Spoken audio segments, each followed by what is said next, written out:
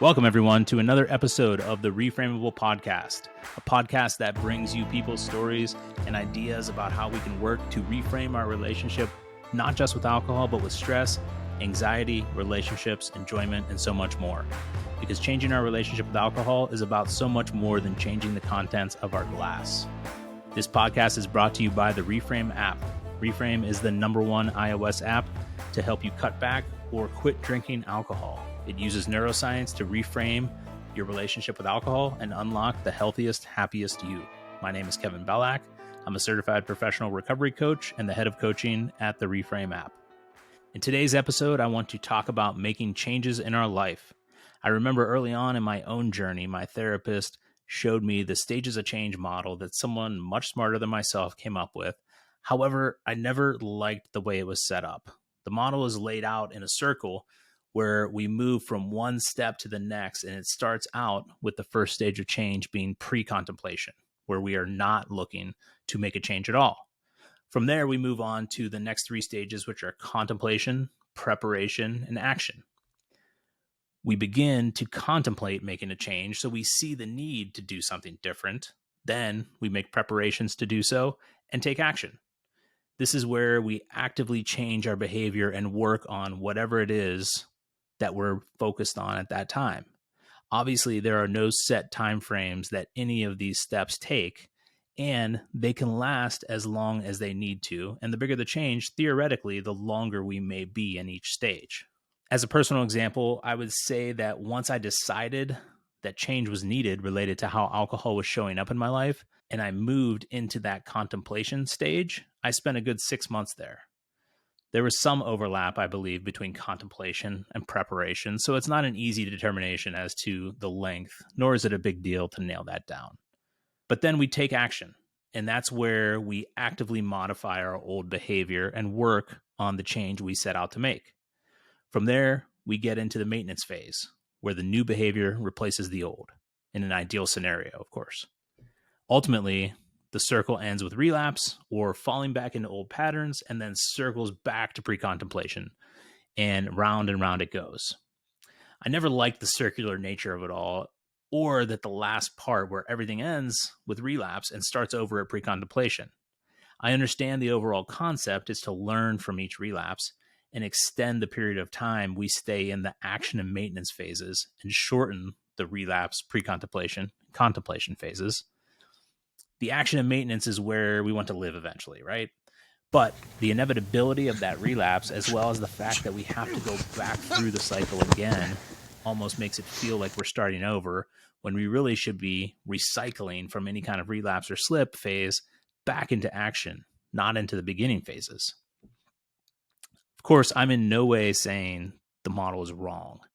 I just wanted to reframe this a little bit and give you a different way to look at it. For me, awareness is the first step to making any change. I'm skipping straight to the point that we become aware that a change is necessary. We become aware that there's a problem with something, whether that's alcohol's role in your life or some other change you want to make. And if you're here and you're listening to this, I'm guessing you're at least becoming aware, or perhaps you're much further along on your journey. So becoming aware is the first step to making any change. What's the next step? Wanting to make a change and being willing to make a change.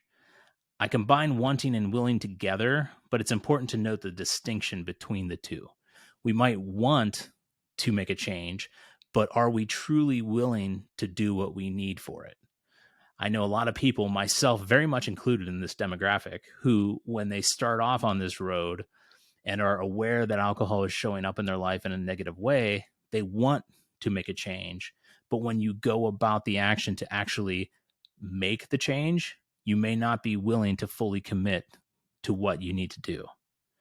You want to change, you want the benefits, or you want to feel better, or you want to not drink as much or at all anymore, but you may struggle with things along the way.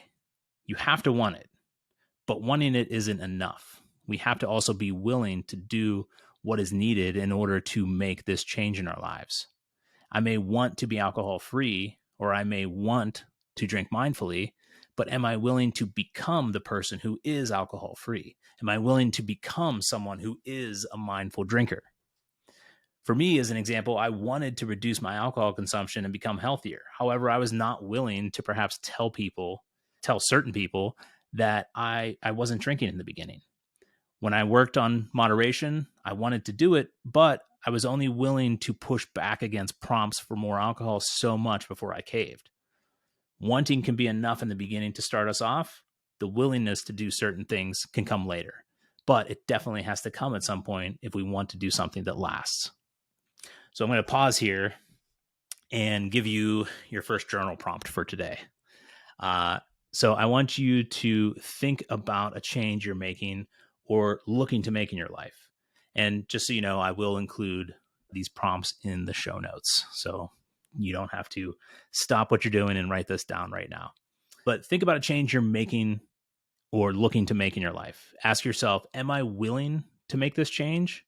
Am I just wanting to make it? Am I both? Or am I neither? Think about that. Assess where you're at. And if you aren't quite willing yet to implement a particular change, why not? What's currently holding you back? So, moving on, whether you're willing to make a change, wanting, or both, the next step is to put in the work. This is where all the awkward, uncomfortable, stressful progress happens when we get into doing things differently. And I'm just calling this the work phase. I don't differentiate between action and maintenance because I feel we cycle back through action and maintenance repeatedly. In this phase, I think one of the most important things we can do is to get rid of any arbitrary deadlines we may have set for ourselves as well. I see this all the time, and I do this all the time too before I catch myself on it. We set timeframes that we are going to make this change, and it's going to take 30 days to be successful. It's going to be 60 days, 21, 75, so on. However, we have to realize that we will change in direct proportion to the amount of work we put into making that change and the amount of willingness we have to make that change. That being said, we can be very willing, we can put in a lot of work, and our goals can still elude us. It can still be very difficult. I like to tell myself that it takes as long as it takes. And people don't like that answer or that thought process because we like to set timeframes, and we're a very goal-oriented society because that's how work gets done. That's how school teaches us to do things. Well, guess what? That's not necessarily how life works, and we have built up different habits, routines, and issues over time that we are not going to be able to change overnight. So to put an arbitrary time frame on this puts pressure on us to make a change when we may not know how, because like I said, in the very first podcast, there is only one way to address alcohol's role in your life, and that's the way that works for you. And that's going to be different than the person next to you. So you could both follow the same plan, you can both read the same books, you could both do the same meetings, but you both have very different and unique external and internal factors that need to be addressed as well. We're not making widgets here. We're trying to make a change in our life and show up differently, maybe for the first time in decades. So there's nothing wrong with giving ourselves time to learn. So we need to become aware that change doesn't happen on some preset timeline. Change happens when we continue to work on it and continue to come back and keep going regardless of the setbacks. So awareness, willingness, and work. The preparation, figuring out what tools work for us, what program works for us, what happens when we have a slip, relapse, drink more than we want to. We can restart our day counts. We can keep them going. We can track our drinks as we cut back and reassess how our plan is working along the way. That's all part of the work. And all of this is to say that this journey we're on is not a linear or circular path. There are ups and downs. There's back and forth. There's pauses. There's rest. But one thing there usually never is a finish line. With any meaningful change in our life, we don't arrive and get to sit back and enjoy our progress for long. We can't. Because if we stop doing the work that got us there, then that's when we start to slide back to potentially undesirable behaviors. But we do get better at the things that we work on. Part of the work phase is reflecting on what has helped us make changes. And reflection isn't something you do once you're successful. It's something we need to set aside time for regularly all along this path. If we get to day 2 without alcohol, or if we cut back from 6 drinks a day to 4, we have to reflect on how we did that. What worked well? What didn't? How can I do this again tomorrow? If I'm starting on another day 1, or if I had 8 drinks instead of 4 or 6 last night, we have to ask ourselves, what could I have done differently yesterday? How can I try that today? How can I make that change? So whether we're addressing alcohol or any other aspect of our life, there's always tomorrow and a new challenge and a new struggle.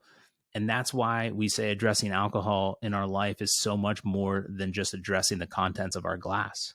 So it's important to change from a task-based, goal-based mindset to one of making lasting changes in our daily life, changing our habits, changing our routines, reframing the way we look at and approach these areas in our life. It's about making a change today and continuing to work on that change tomorrow, reassessing along the way. I look at it more as a constant evolution, and evolution takes time. It can be messy. We will test out things that just don't work for us. We might fail and slip and get discouraged. And that's when we have to make sure we remember why we wanted to make this change in the first place. Write it down, talk about it to someone, revisit it often, and remember to ask for help along the way. When I started on my journey, I said I didn't have an off switch. So I was hoping that my therapist would install a dimmer switch in my head so I could just drink less. I didn't want to use alcohol as the crutch I was using it for, but I wasn't willing to give it up completely just yet. But I kept working on it. I kept learning about it. I kept reading books and listening to people's stories. I tried to moderate. I tried to cut it out for a time and back again.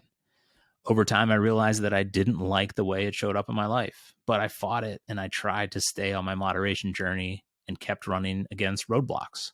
Those roadblocks were frustrating, discouraging, but ultimately I ran into enough of them, and in that detour they took me on, and the work that I kept doing ended up directing me to what worked best in my life, which was working on being alcohol free. That's what worked for me. That was my journey. That's not going to be everybody's journey here. I stayed in the work phase. Whether I drank more than I wanted to, or I drank when I didn't want to, I kept searching for how I wanted to show up for myself. I added accountability into my life to help me along the way.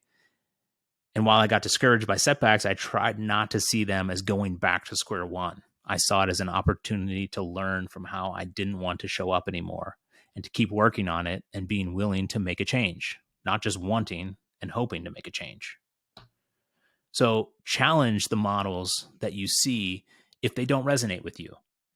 I say challenge them, don't dismiss them. Like I said, someone much smarter and more qualified than me came up with the stages of change model I mentioned in the beginning. I didn't dismiss it, I challenged it. I challenged what I didn't agree with, and I tried to make sense of it for me. Find what works for you, but recognize that you can reframe them and make them your own as well. So I want to wrap up this episode by asking, what do you need to work on right now? As many people know, I'm a big journaler, and I like to dump my thoughts into my journal app on a regular basis. So with that being said, here is your second set of journal prompts for today. And as the ones before, I will add these into the show notes so you can access them later. So what stage are you in on your journey? Using whatever model works for you. If you're here, I would say that you're at least aware about the need to potentially make a change in your life. Are you ready to start? What work do you need to focus on today in order to start or continue that process wherever you're at? What work do you need to plan for tomorrow? And what are you willing to do to make a change? Thank you for listening to this week's episode of the Reframeable podcast, brought to you by the Reframe app. Reframe is the #1 iOS app to help you cut back or quit drinking alcohol, using neuroscience to reframe your relationship with alcohol and unlock the healthiest, happiest you. If you're enjoying this podcast, please like, subscribe, and share with those that you feel may benefit from it. I want to thank you again for listening, and be sure to come back next week for another episode. Have a great day.